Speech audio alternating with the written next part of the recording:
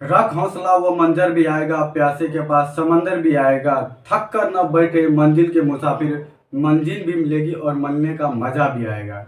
तो hi friends, तो आप लोग कैसे हैं? आप लोग स्वस्थ एवं अच्छे ही होंगे। आपका अपना यूट्यूब चैनल ग्रेटनेशनल पंकज में आपका तहे दिल से हार्दिक स्वागत है। तो आज एक नए सेशन को लेकर आए हैं जिसमें हम साइंस का फिजिक्स का टॉपिक है प्रकाश का परावर्तन तथा अपवर्तन, refraction and reflection of light के बारे में जानते हैं। उनसे जानने से पहले हम सबसे पहले जानते हैं प्रकाश का परावर्तन, उसके बाद जानेंगे प्रकाश का अपवर्तन के बारे में। प्रकाश का परावर्तन, रिफ्लेक्शन ऑफ लाइट, उनसे जानने से पहले हम देखते हैं सबसे पहले ये जो होता है आपका परावर्तक सतह होता है। ये जो होता है आपका परावर्तक सतह कह दे या समतल दर्पण कह दे। ये जो होता है परावर्तक सतह कहने का मतलब है कि जब प्रकाश इस पर पड़ता है तो ये आर पार गमन नहीं करता बल्कि यह वापस लौटा देता है। तो यह सूर्य से आने वाली जो प्रकाश की किरणें होती हैं इसे कहते हैं आपतित किरण। इसे कहते हैं आपतित किरण। और ये परावर्तक सतह पे जो लंब रहता है इसे कहते हैं अभिलंब।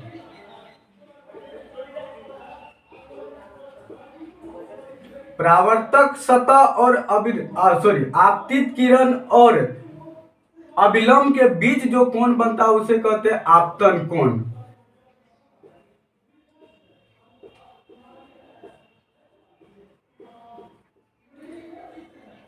ये हो गया आपका परावर्तक सतह से लौटा, तो इसको कहते हैं परावर्तित किरण।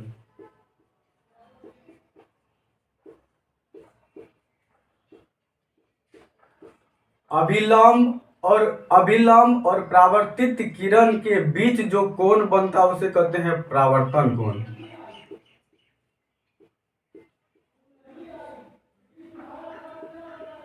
परावर्तन कोण। अब देखते हैं कि जहां पर आने वाली प्रकाश की किरण जहां पर आती है उसको कहते हैं आपतन बिंदु।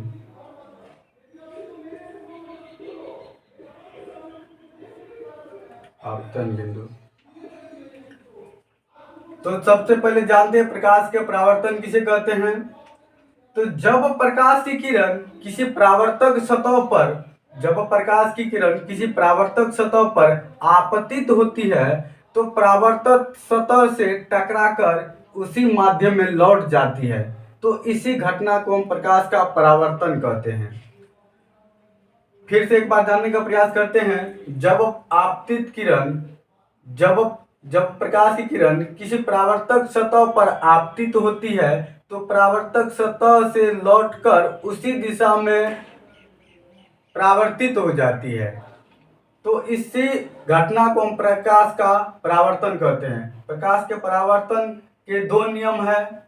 आपतित किरण, देखिए यहाँ पर आपतित किरण, परावर्तित किरण और आपतन बिंदु पर डाला गया अभिलंब जो होता है ये एक ही तल होता है। LM जो है एक तल है, इसी पर तल है। दूसरा जो होता है आपतन कोण परावर्तन कोण के बराबर होता है। ये जो कोण I जो होता है ये कोण R के बराबर होता है, अर्थात कोण I बराबर कोण R। तो दोस्तों यहाँ पर हम प्रकाश का परावर्तन को देखें। अब देखते हैं प्रकाश का अपवर्तन के बारे में, रिफ्रैक्शन ऑफ लाइट के बारे में। रिफ्रैक्शन ऑफ लाइट क्या होता है?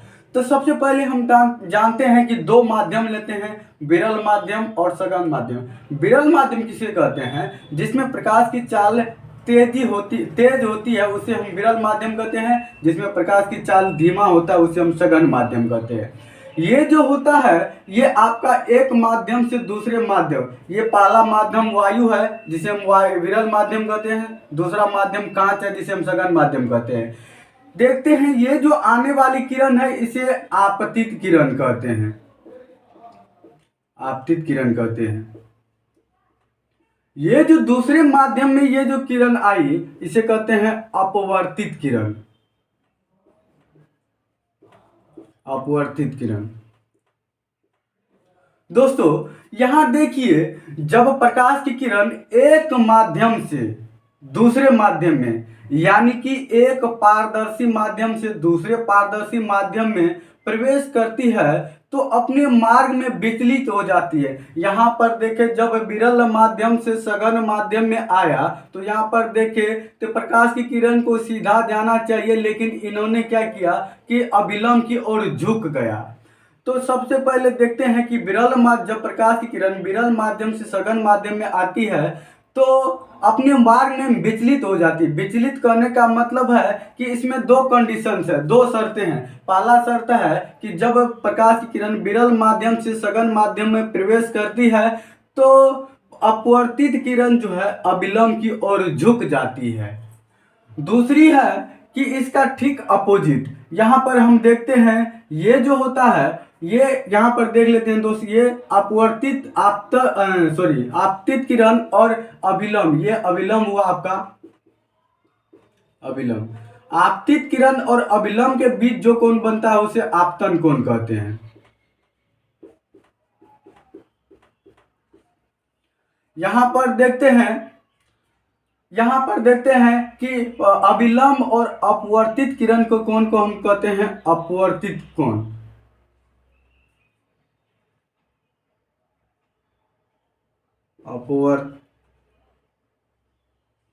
अपवर्तित कोण।